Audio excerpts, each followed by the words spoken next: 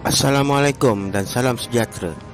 Kembali lagi di R40 Fulus dengan cerita-cerita seram. Kali ini kita akan bercerita tentang kisah percutian Nazri dan keluarganya di sebuah tempat yang diberi nama Port Dickson, Negeri Sembilan. Namun, apa yang berlaku pada Nazri dan keluarganya ketika mereka menginap di salah sebuah hotel di kawasan tersebut? Jangan lupa untuk subscribe, like, komen dan share sebagai tanda sokongan anda.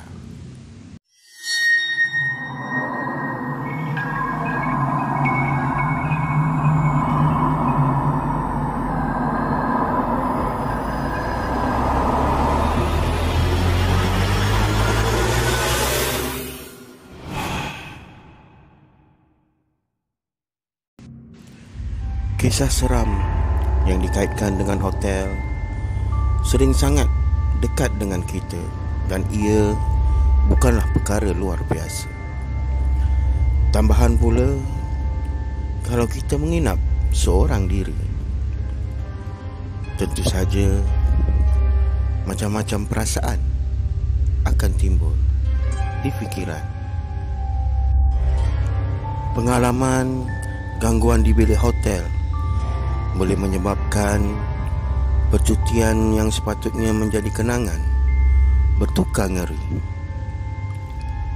Perkara itulah yang berlaku kepada Nazri ketika dia mengambil keputusan membawa isteri dan anak-anaknya bercuti ke Port Dickson, Negeri Sembilan pada tahun lalu.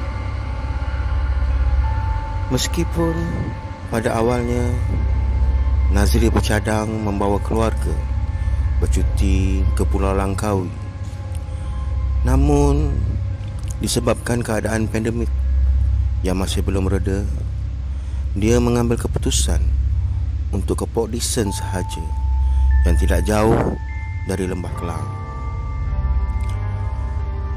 Pada awalnya tiada apa yang berlaku. Anak-anak semua seronok memandangkan kedudukan hotel dekat dengan pantai. Malah desiran ombak jelas kedengaran.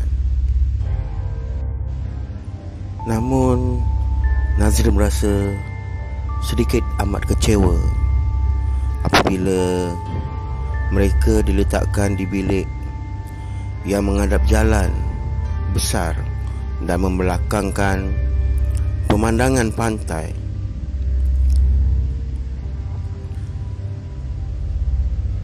Menurut Nazri, pengalaman ngeri mereka sekeluarga bermula apabila isterinya tiba-tiba meluru masuk ke dalam bilik dari ruang tamu hotel dalam keadaan yang cemas. Ketika itu, Nazri berada di dalam bilik menemani anak-anaknya yang sudah tidur, manakala isterinya berada di ruang tamu leka mengemaskini gambar-gambar percutian mereka di laman sosial.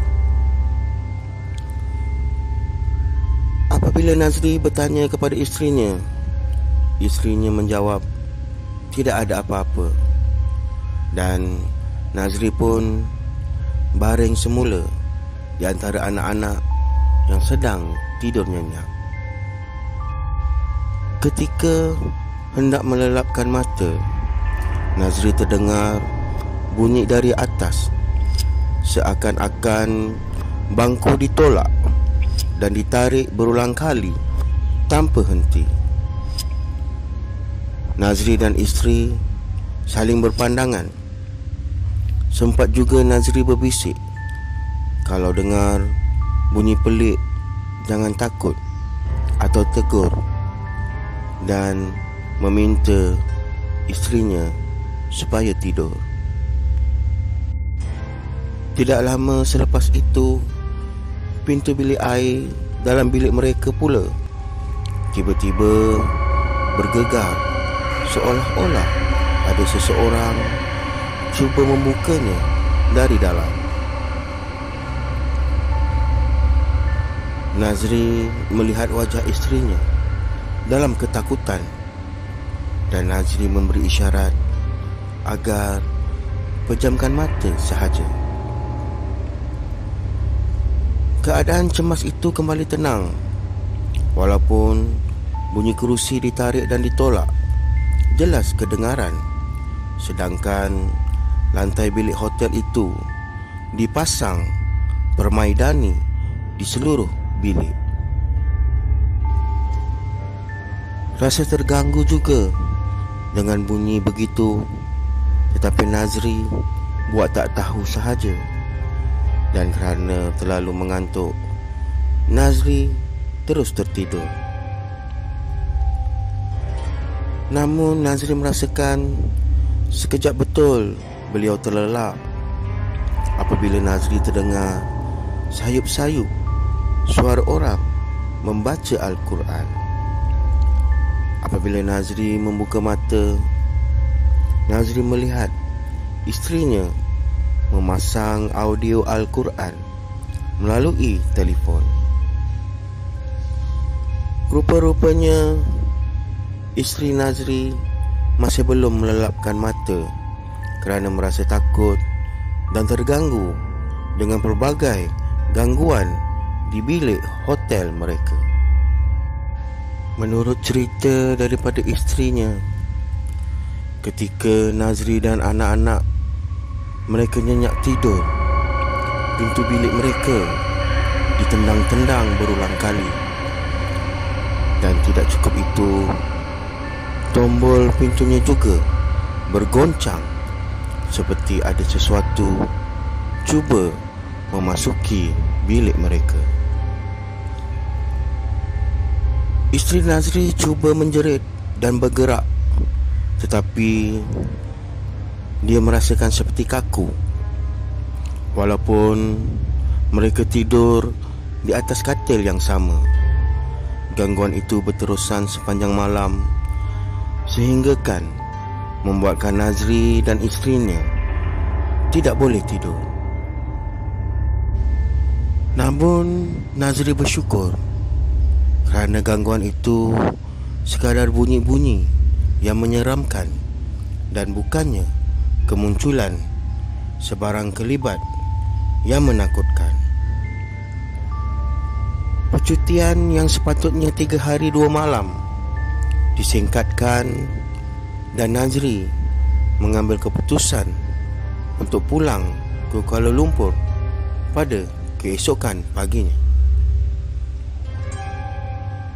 Setibanya di rumah, isteri Nazri menunjukkan kepada beliau nama hotel di tempat mereka menginap dan ia ada dalam senarai hotel berhantu di dalam sebuah laman web.